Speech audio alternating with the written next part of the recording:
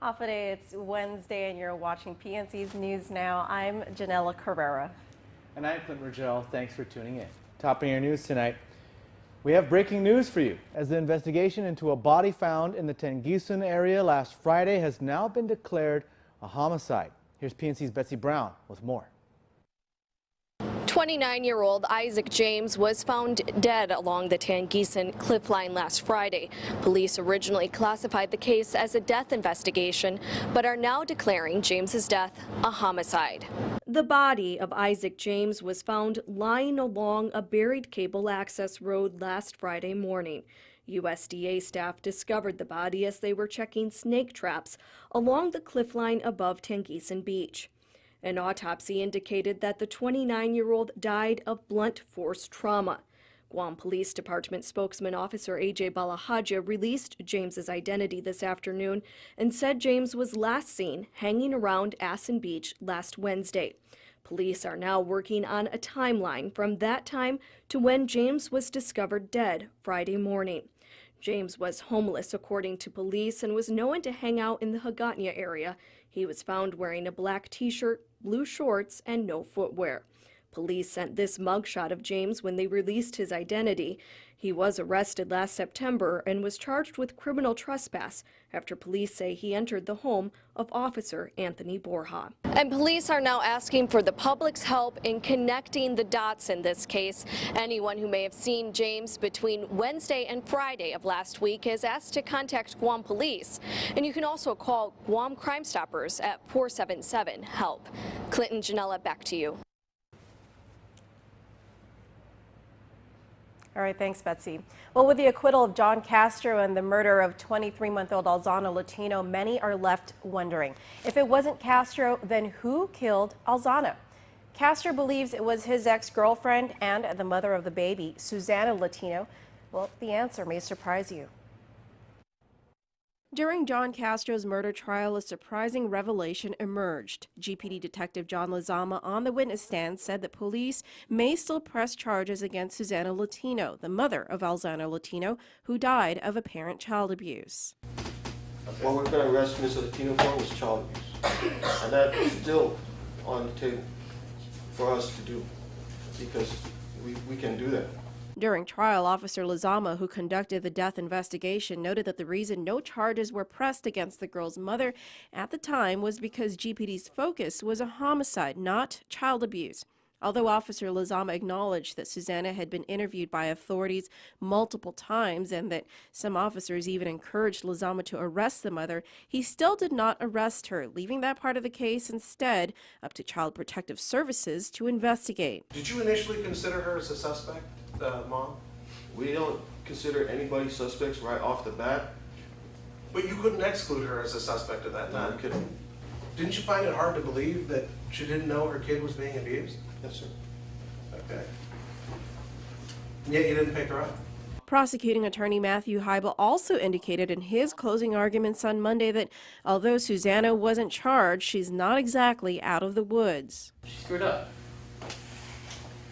She screwed up. And maybe she should have done something differently.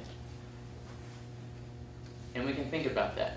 And you saw her Facebook post that she read, her message to basically the world about how she knows it. And that's her cross to bear.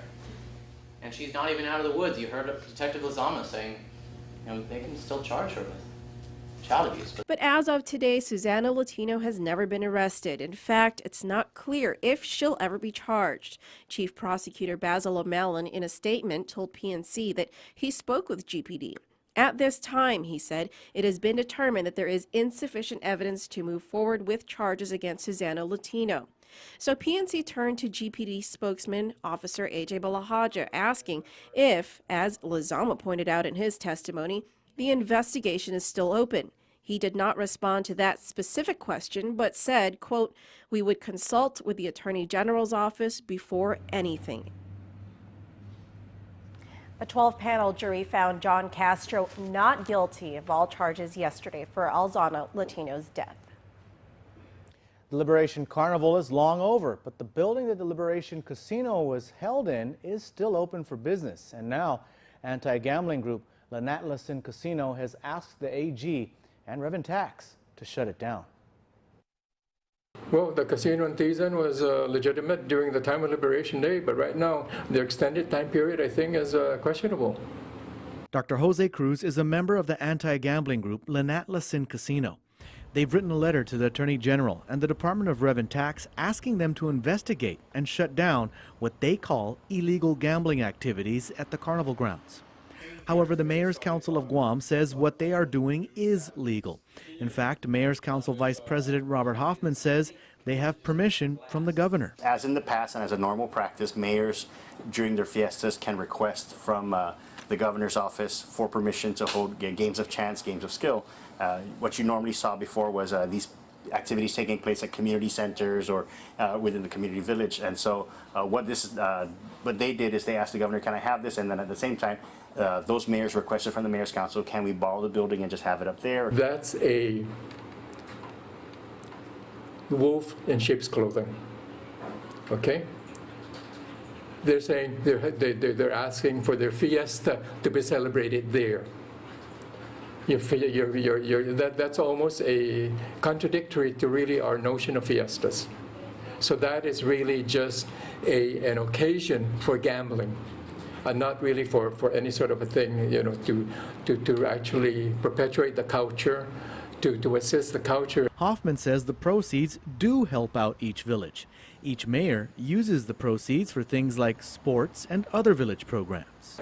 And while most of the carnival grounds is a ghost town, the casino remains open. And in fact, at about 12:30 today, the aircon was on and someone was inside the building.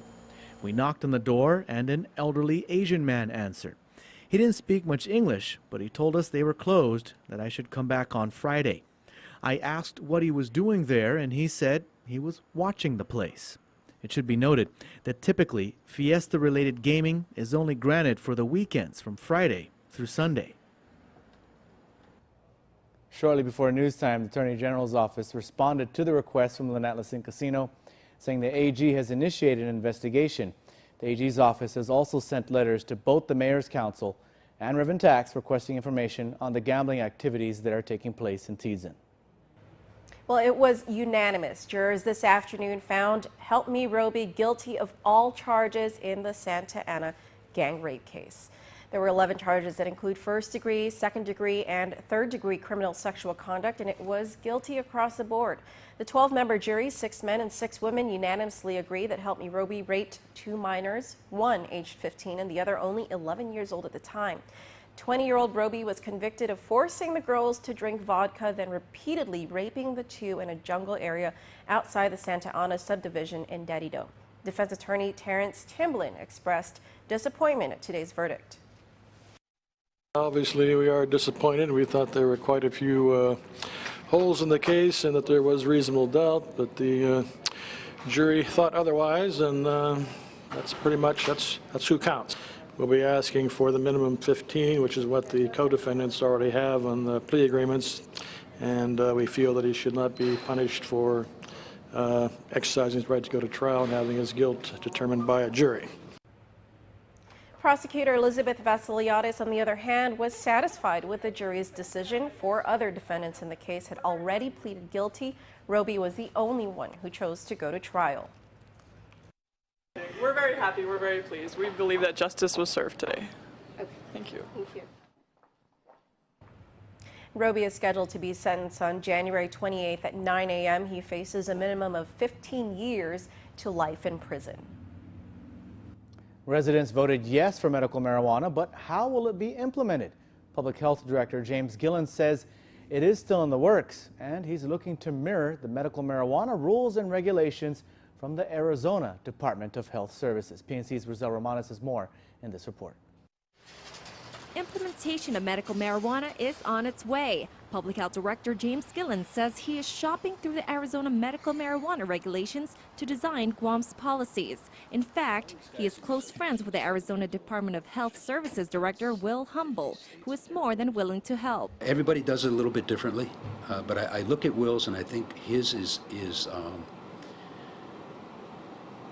as restrictive, I think, as you can make it without getting silly. You know, I mean, there's a lot of accountability built into his, there's a lot of things that he'll be able to do, or Arizona will be able to do for us that can get us off the ground a little bit faster. Gillen says he will travel to Arizona sometime next month to discuss their tight regulations on the medical marijuana industry. The regulations include qualifying conditions, the amount of marijuana allowable, and the provision that all patients must obtain a medical marijuana card to qualify. If Guam was to mirror Arizona's medical marijuana regulations, here's how it would look like. Based on the Arizona Medical Marijuana Program, their public health is the licensing authority. They will be in charge of issuing registry ID cards for qualifying patients, caregivers, and dispensary agents. Here's a sample registry ID card. When applying for a registry ID card, one must have a written certification from a doctor confirming a diagnosis of one of the following medical conditions: cancer, glaucoma, HIV, AIDS, hepatitis C, to name a few. The application fees are $150 for an initial or a renewal registry ID card for a qualifying patient, $75 if the person is a SNAP participant, and $200 for caregivers. The allowable amount of marijuana for patients and caregivers is 2.5 ounces. If a patient or caregiver is allowed to grow marijuana, the limit is 12 plants.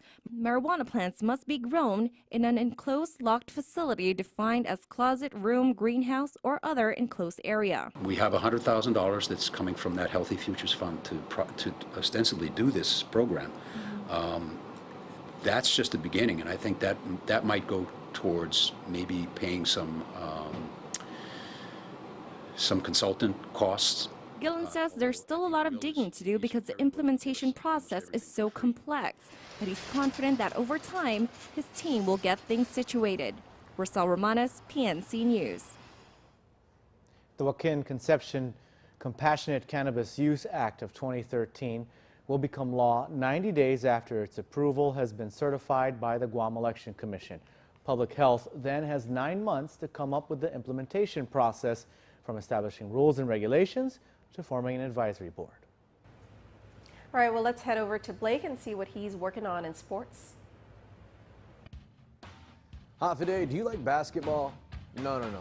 Do you really like basketball? If so, stick around. I have a double shot, a double header of hoops action on the Sports Report. Literally, I'll jump through hoops.